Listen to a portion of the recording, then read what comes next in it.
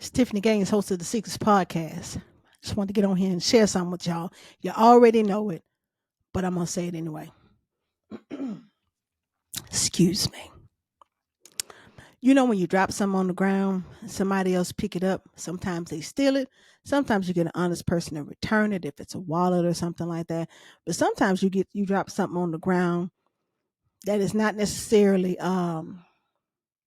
locked, and then people just pick it up and they just start using it like your money. Your money ain't locked. Somebody pick up fresh $100 bill. It is free for spending.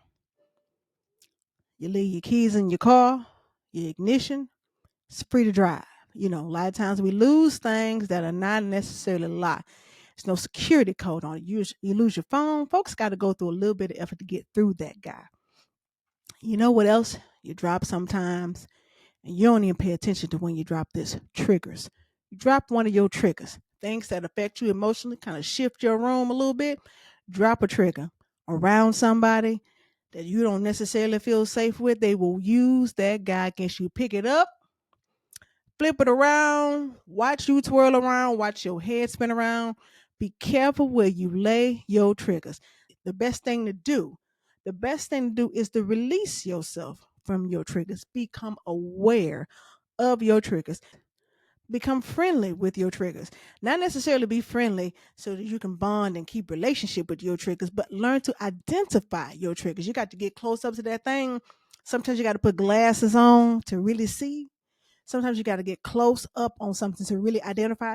Get close to your triggers, things that make your emotional room shift so that you can identify and pay attention when somebody close and up and around you picks it up and starts using your trigger against you. You don't want anybody else to have any control over what drives you batty. You know, you want to be released from all things that trigger you. Peter Crone says life will continue to remind you of places where you are not yet free. So if somebody is doing something, just kind of being themselves, not necessarily the best version of themselves, but if being themselves affects you some kind of way, that's a trigger. If somebody not speaking to you a certain kind of way, that's a trigger. If somebody minding their business, doing something that has nothing to do with you, that's a trigger. Free yourself of your triggers. Don't carry them with you. Just get rid of them. Matter of fact, just empty your pockets. Feel around in pockets if you got something lumping in your emotions or in your mindset. Drop it. Get rid of it. Be free.